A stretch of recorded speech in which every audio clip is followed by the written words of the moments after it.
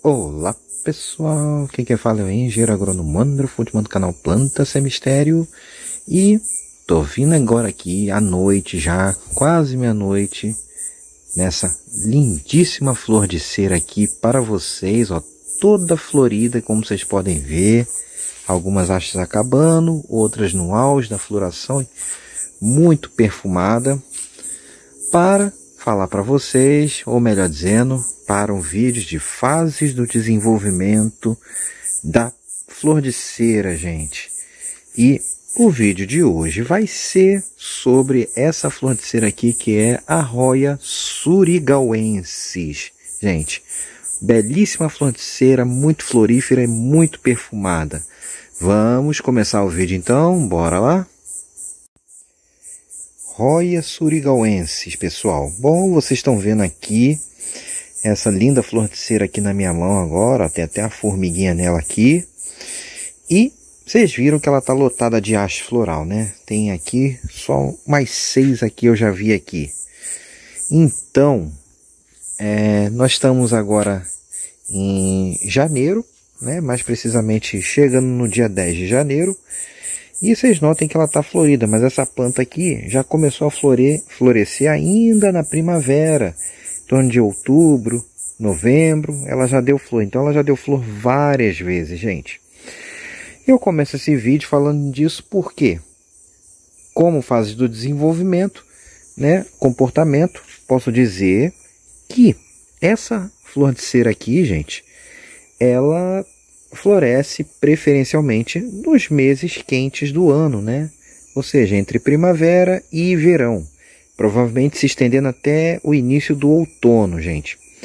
E ela é uma planta muito, mas muito florífera mesmo. Então, em regiões mais quentes é capaz de ela florescer até quase que o ano inteiro, tá bom, gente? Então, é uma planta muito generosa em relação à sua floração. Bom, aí continuando, em relação à durabilidade das suas hastes florais, gente, vocês estão vendo aqui, as flores duram em média de 4, 5 dias, perto de uma semana quando abertas, tá? Não dura tanto, mas o que acontece, e isso aqui é comum na maioria das flores de cera, é que, vamos pegar esse exemplo aqui, ó, vou pegar um exemplo para vocês, de haste que já floriu várias vezes, ó. Aqui, essa aqui, ó, que tá até parecendo um pouco de cochonilha aqui, que vocês estão vendo aqui. Que é um problema comum nela, eu vou falar mais para frente, gente. Essa haste aqui, ela já floriu várias vezes na mesma haste, ou seja, muito comum nas flores de cera, e essa aqui acontece muito, ela repete a floração várias e várias vezes na mesma haste, gente. Então, mesmo quando acaba a floração, a gente não corta a haste. Olha essa aqui, ó. Olha esse exemplo. Essa aqui já, olha o tamanho que já tá isso aqui. Isso aqui já floresceu muito, gente, né? Vocês estão vendo aqui, ela já floresceu várias e várias vezes. Essa aqui já tá acabando já, ó. Já tá terminando, ou tá abrindo. E já floresceu várias e várias vezes, ó. Tá acabando aqui. Então vocês podem ver, dura quase média de 5 dias, 4 ou 5 dias, não passa muito disso, mas ela floresce várias e várias vezes na mesma haste, gente. Só que seus ramos continuam crescendo ao longo do tempo e emitindo novas hastes florais, gente, tá bom? Ó, aqui tem uma nova vindo, ó. Essa aqui, deixa eu ver. Ó, aqui tem outra, vocês podem ver, ó. Aqui tem um exemplo perfeito do que eu falei, gente, olha só. É uma haste que já floriu no passado, mas olha só, tem uma ramificação dela com botões, né? Pouca coisa. E aqui vindo mais botões aqui. Então, tá vendo como ela floresce várias vezes na mesma haste. E a gente tem que frisar bem isso aqui no vídeo, gente, porque o pessoal tem a tendência de cortar depois da floração. Nunca cortem, tá? Bom, então ela continua crescendo, como vocês estão vendo aqui, os seus ramos. E vindo novas hastes florais, tá? E ela vai florindo ao longo do tempo, principalmente nos meses quentes. Esse é o comportamento em relação à floração, gente. Agora, como é que é o comportamento de crescimento vegetativo dessa planta? Vamos lá. Bom, Ela, como outras flores de cera, é uma flor de cera do tipo trepadeira, gente, tá? Ela é uma flor de cera do tipo trepadeira, cipó. E como é que ela cresce? Seu ramo começa crescendo primeiro de forma mais lenta, com as folhas saindo logo de cara. Aqui acho que eu não vou ter nenhum exemplo, porque eles já estão todos chicotados, são ramos grandes. A planta ainda não sofreu nenhuma poda para remoção de mudas ainda. Mas eles começam como outras trepadeiras, emitindo folhas. E aí o ramo começa a se alongar de forma um pouco mais acelerada, culminando nisso que a gente tem aqui, gente, ó. Tá aqui ela, ó, para vocês verem, tá aqui. Começou emitindo, ele crescendo mais curto, já emitindo as folhas logo de cara.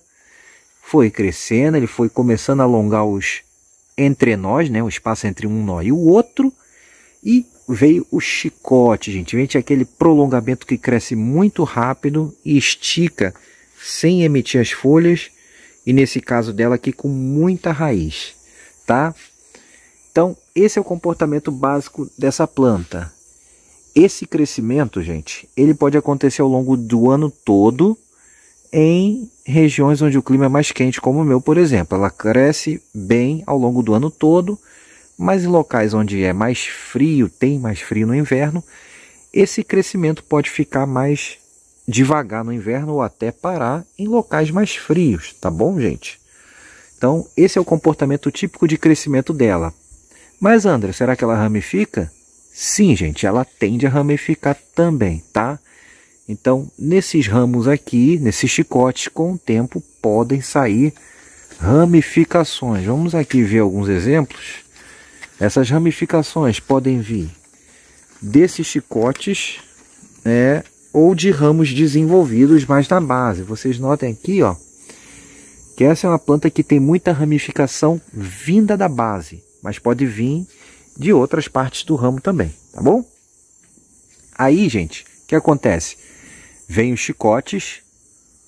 Esses chicotes podem procurar estrutura para se fixar ou ficar pendurados, como é o caso desse daqui, ó, onde eles estão vindo com muita floração.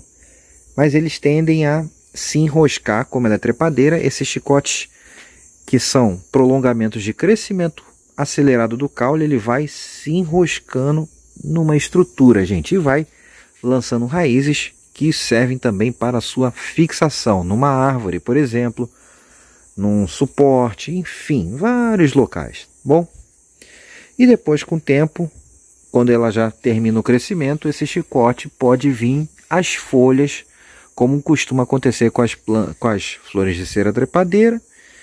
E aí depois, gente, o que acontece? Esse ramo pode soltar nova ramificação ou novo prolongamento, e o ciclo de crescimento se repete, como falei anteriormente, tá? Começa crescendo, emitindo já as folhas de cara, um ramo mais curto, depois ele vai alongando e emitindo o famoso chicote, que é esse prolongamento. E nessa planta, gente, esse chicote é bem grande, bem avantajado e com muita raiz, tá? Então, esse é o padrão típico de crescimento dessa planta. Muito acelerado na primavera e verão, e locais frios, esse crescimento fica mais desacelerado. Mas é uma planta que tem um crescimento relativamente rápido para o padrão das flores de cera, tá, gente? De moderado a rápido, ela cresce muito bem, bom? E esse é o comportamento básico dessa flor de cera, gente.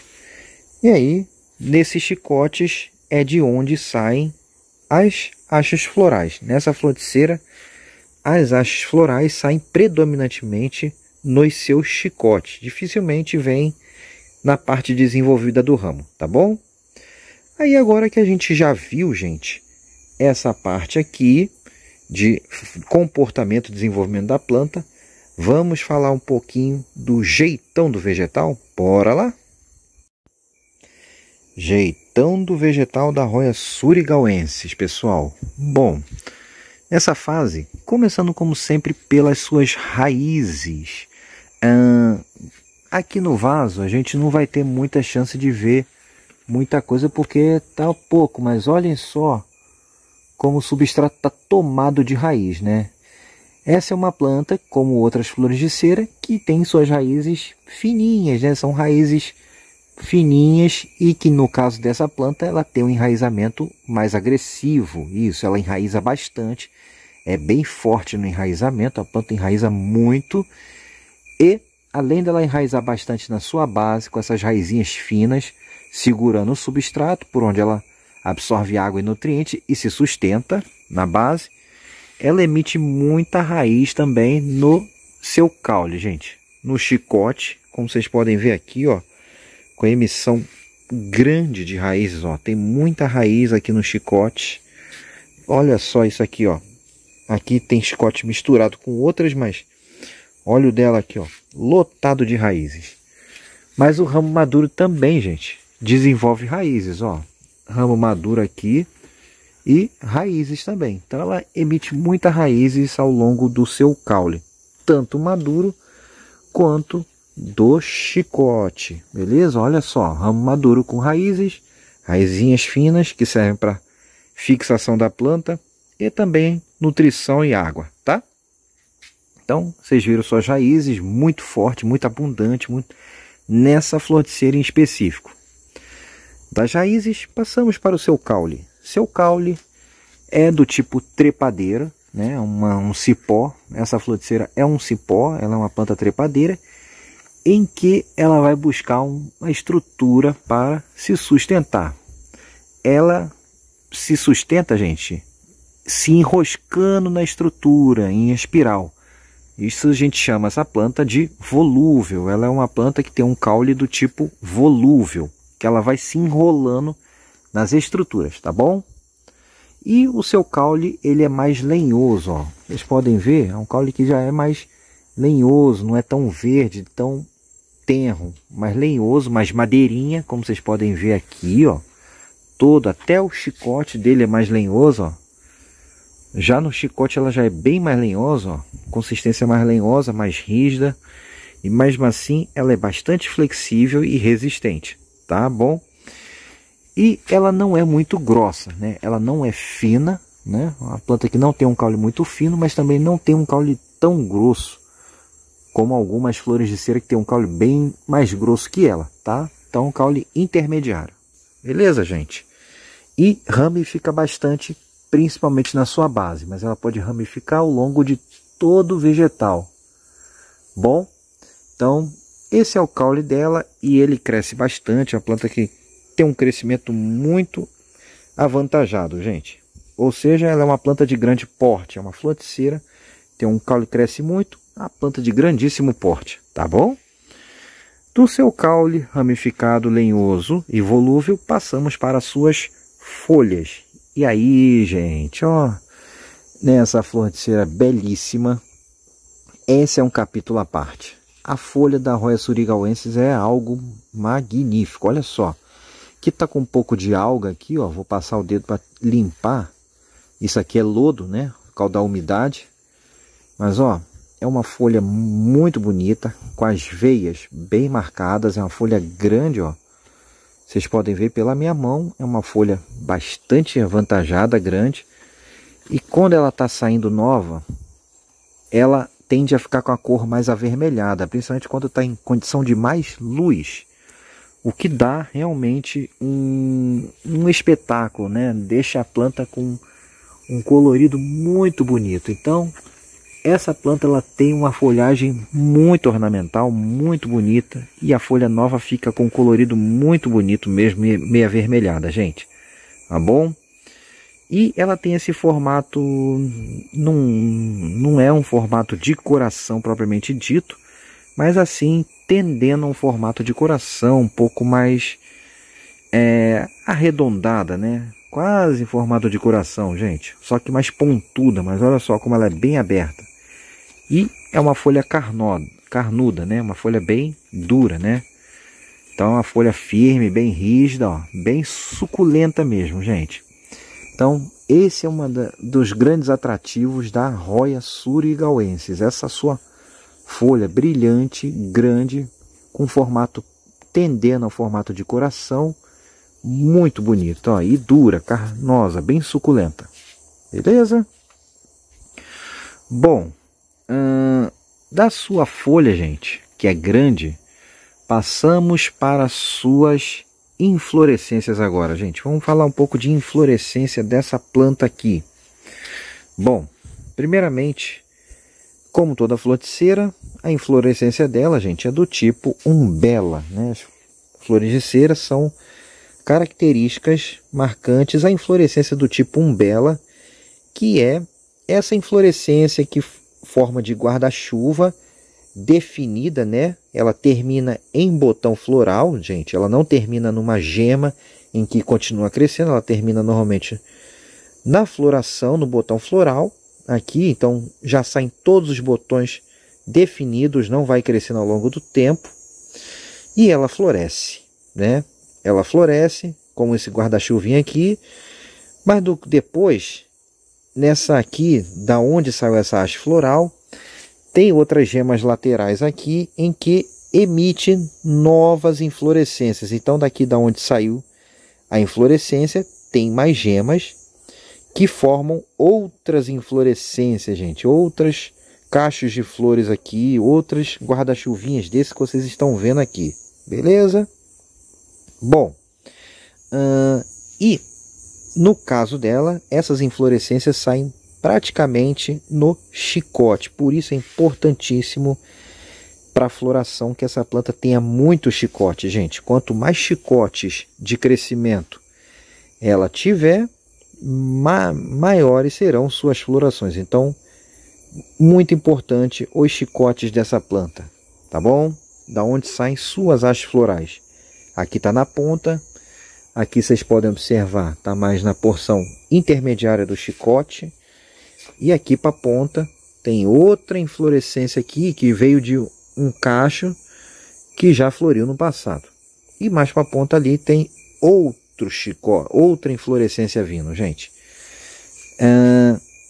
Essa inflorescência da surigauense, ela pode dar inflorescências bem volumosas. Olha essa aqui, observe, tem provavelmente tem mais de 20 flores aqui. Então, ela pode portar tranquilamente mais de 20 flores na sua inflorescência, gente, tá? Pode variar bastante, mas pode ficar a inflorescência bem volumosa, como essas aqui que vocês estão vendo, ó. Bom, da sua inflorescência, nós vamos partir para o seu quê? E além disso, ó, ela tem uma haste bem comprida, gente, ó. A haste da inflorescência dela é relativamente comprida. Algumas flores de cera podem ser mais curtas, outras mais compridas. No caso dela é bastante comprida até, tá? Quase uns 10 centímetros quase de extensão da base, da onde saiu, até aqui a inflorescência, ok? Bom, e as suas flores, gente? Aqui é que é o negócio bom, gente. Aqui é que é bonito. Suas flores são flores em torno de 1 centímetro, por aí, não são flores grandes, né? Um pouco menor do que a carnosa, que é a arroia carnosa. Flores de tonalidade amarela na sua parte externa, na corola, nas pétalas da corola. E na corona, que são as pétalas internas ali, ó, parte interna da flor, ela tem uma coloração branca, tem uma coloração branca, com o centro, né, ali um pouquinho mais amarelado, gente, formando um conjunto muito bonito. E é uma flor noturna que exala cheiro principalmente à noite. De dia ela não exala muito cheiro, mas à noite ela exala um perfume muito agradável, como vocês podem ver aqui, ó, para atrair seus polinizadores, que provavelmente são noturnos, obviamente, certo? Então, essa é a flor dela. Muito linda, a flor da arroia surigauensis. Como vocês estão vendo aqui. Nota-se que ela é meio curvada para trás, ó. Vocês podem ver que as pétalas da corola são meio curvadas para trás, enquanto as pétalas da corona formam de fato uma coroazinha, um pouco mais levantadinhas, ó. Então essa é a configuração dessa flor aqui, certinho. E agora, continuando aqui, gente, falei da flor nela, né? Vocês viram um pouco da flor. Só finalizando, ela tem a durabilidade, como eu disse, em torno de 5 dias, não passa muito disso, menos de uma semana. Mas compensa muito, ela é muito florífera, gente. Planta que flore demais. E essa era o jeitão do vegetal da Arroia surigauensis. Agora então, gente, vamos para as dicas gerais de cultivo dessa magnífica flor de cera. Vamos lá? Dicas gerais de cultivo da Arroia surigauensis, gente. Bom, como a maioria das flores de cera, né, elas são ali da região do Sudeste Asiático. Eu posso botar aqui por escrito depois direitinho, que agora está me fugindo da cabeça, a sua região de origem. Ali, mas normalmente ali Sudeste Asiático, ilhas do Pacífico, até a Austrália também. Então, em geral, são plantas de clima tropical, que vegetam em regiões de matas úmidas e quente, gente. E com isso a gente já levei logo de cara que a Arroia surigauensis, como muitas outras, gosta de clima quente e úmido, tá? Então, para o seu cultivo, os climas que sejam mais quentes e mais úmidos, como por exemplo é o caso do meu, são climas ideais para o cultivo, mas ela se adapta na maior parte dos climas aqui no Brasil. Claro que você tem que tomar cuidado com o frio extremo, pois geadas podem matar. E o frio mais intenso, mas que não chega a geada, vai estagnar o crescimento da planta até que o clima melhore, tá bom? Então, só ficar atento a essas situações. Em relação a luminosidade e ambiente, vamos lá. Essa planta precisa ficar no ambiente com uma boa luminosidade intermediária para as flores de cera. Você pode ver que ela está florescendo para dentro, ela não está buscando sol, ela está buscando mais o interior, ou seja, é uma planta que tem que ficar em torno de 60% de luminosidade, se a gente for pensar em termos de sombrite. Se for botar no 50%, ela vai ficar muito avermelhada e pode até dar uma amarelada ou até queimar um pouquinho, gente. Então, uns 60% que tenha sol filtrado o dia todo, no caso de um sombrite, é o ideal para ela. Ou então na borda da varanda, onde pega bastante claridade, mas está protegida do sol forte. Bom, ela vai florescer, ela responde muito bem, ó, cor de folha bonita e tá florindo pra caramba, né, gente? Vocês estão vendo aí. Em relação à ventilação e umidade. Ventilação e umidade, essa planta gosta, como eu falei, de clima úmido. Então ela precisa de um local que seja bastante úmido, mas que tenha uma ventilação moderada, né? Que seja ventilado. Assim como com orquídeas também, é muito parecido, não muda muito aqui não, tá?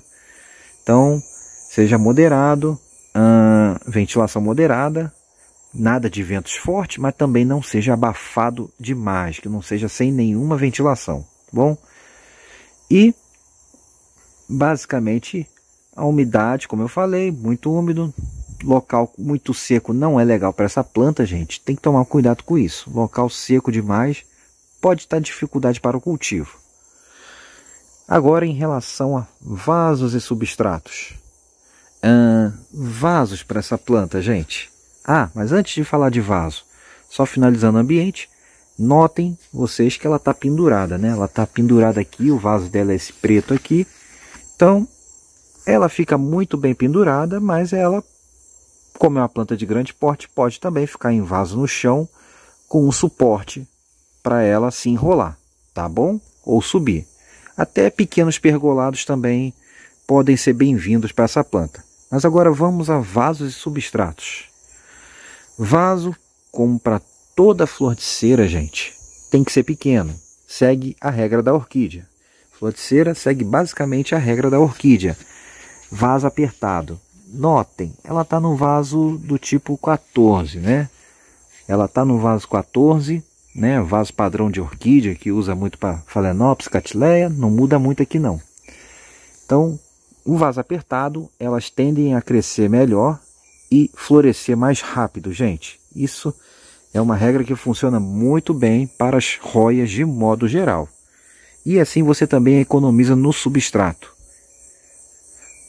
E por falar em substrato, Mas antes de substrato, tipos de vaso.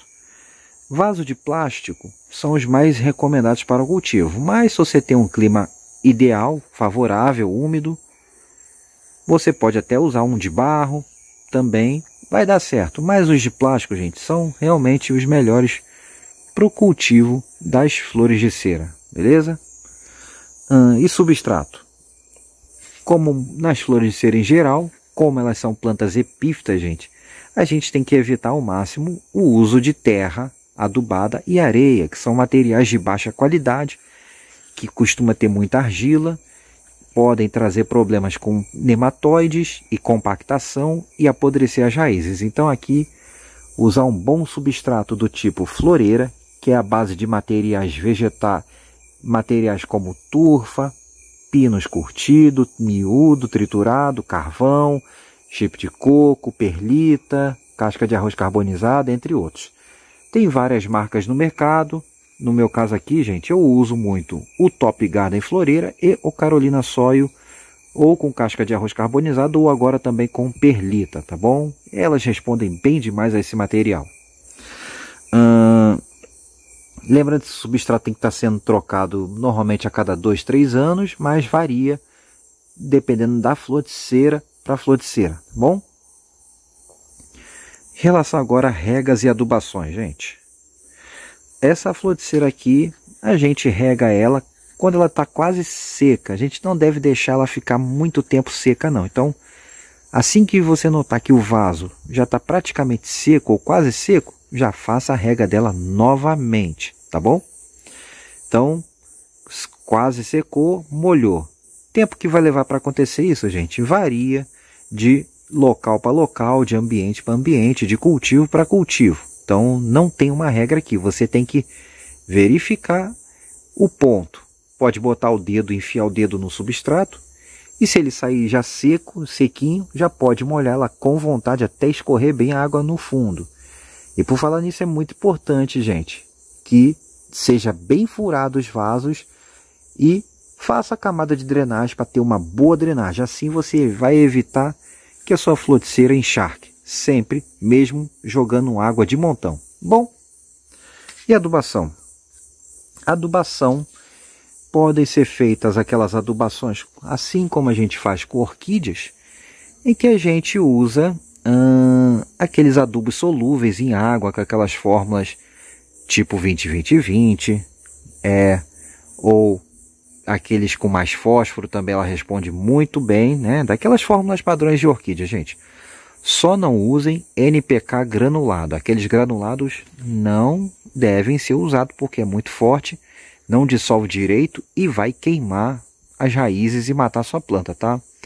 Usem sempre aqueles que você dilui na água e aplica na planta. A dosagem geralmente é 1 colherzinha de café bem rasinho por litro de água e aplicação normalmente no meio para o final da tarde é o melhor horário, tá bom?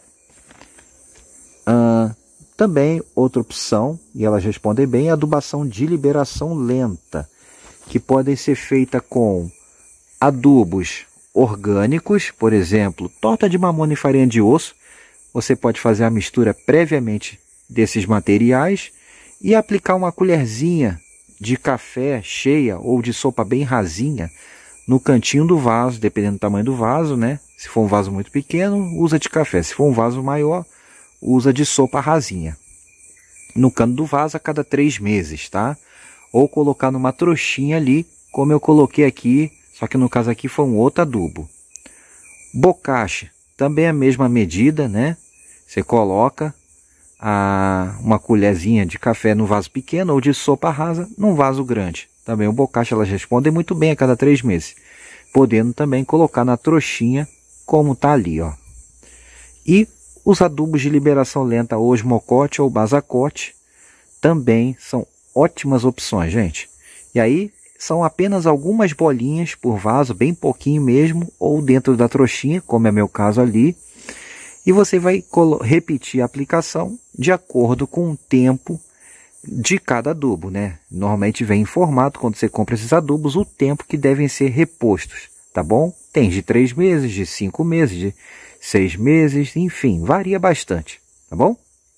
elas respondem muito bem a essa adubação. No caso da adubação com adubo solúvel líquido, essa adubação deve ser quinzenal, principalmente nos períodos de maior atividade da planta. Certinho? Aí disso, gente, a gente passa agora para pragas e doenças. Vamos lá.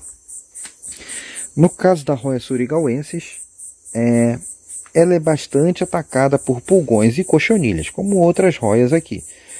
Então aqui, ó, nós temos um exemplo de cochonilha, que principalmente atacam as hastes florais, gente, tá? Então é muito comum o ataque de cochonilhas nas hastes de floração.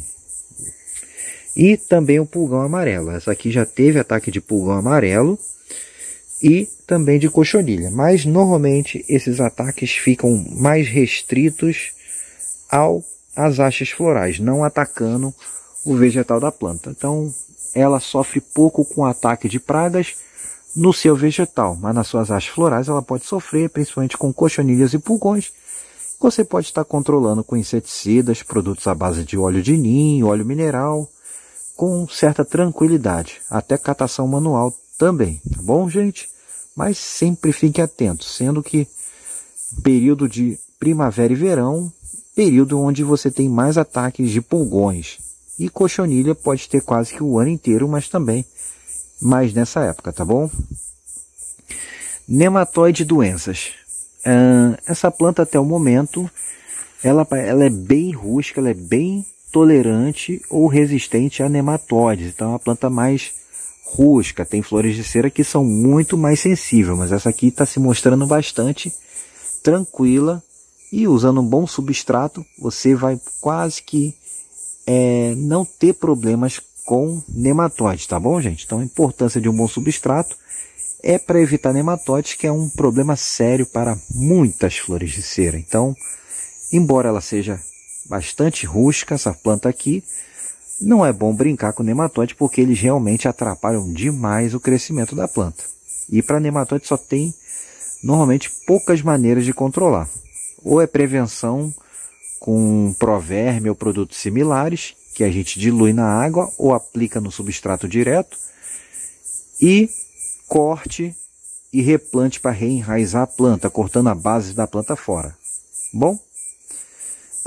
Doença, ela realmente sofre pouco com doença. Se a gente tomar os cuidados com o substrato, com o vaso, tudo, dificilmente você vai ter grandes problemas com doenças nessa flor de cera aqui, tá bom? E por fim, gente, replantes e divisões. Bom, se você está em clima quente, você pode replantar essa planta praticamente o ano inteiro. Se você está em local que tem frio intenso, deixe para mexer ela mais para primavera, para setembro em diante, tá bom? E essa planta aceita para fazer muda, a gente faz muda dos seus ramos, né? A gente corta os ramos e coloca para enraizar, ela enraiza com muita tranquilidade. Não se faz muda de folha de flor de cera, gente, não faz. Quem estiver falando que se faz muda de folha, não é o jeito correto de fazer muda, é um jeito que pode até dar certo, mas na maioria das vezes ela só enraiza e depois com o tempo morre, não brota. Então o jeito certo de fazer muda é com a haste, e no caso é uma haste madura, ou seja, a haste que já está com as folhas completamente desenvolvidas, gente. Só o chicote não se deve usar para fazer muda também. Então, se você quer fazer muda de uma Roya surigauensis, por exemplo, ou qualquer outra flor de cera, você tem que fazer pedaços de ramos desenvolvidos dela, ok? Então, ramos que já estejam maduros, você pode cortar com o mínimo de um nó, mais o máximo o tamanho que você quiser, e aí coloca para enraizar no substrato novo, ela enraiza com muita tranquilidade, tá bom, gente? E é basicamente isso. Essa era o que eu tinha que falar da espetacular Roya surigauensis, gente. Só para terminar aqui, lembrando que normalmente replante dela a gente faz a cada 2, 3 anos, quando o substrato já está muito envelhecido, precisando trocar e reenraizar a planta. Ou se você notar que ela não está mais desenvolvendo, está travada, aí Quando você vê isso, normalmente é problema no substrato e aí precisa trocar, reenraizar a planta, tá bom? No mais, era isso que eu tinha que falar, gente. Se gostaram desse vídeo, gente, deem aquele joinha bacana, se inscrevam no canal, ativando o sininho para receber as atualizações e compartilhem com seus amigos, comentem, digam o que vocês acham de tudo isso, gente. Vídeo noturno, tem que falar mais baixinho, mais calmo, mas era isso que eu tinha que falar para vocês agora, gente. Tá bom? E, no mais, um forte abraço a todos. Agora eu fui. Tchau, tchau. Um pouquinho mais da floração dela para vocês. Fui.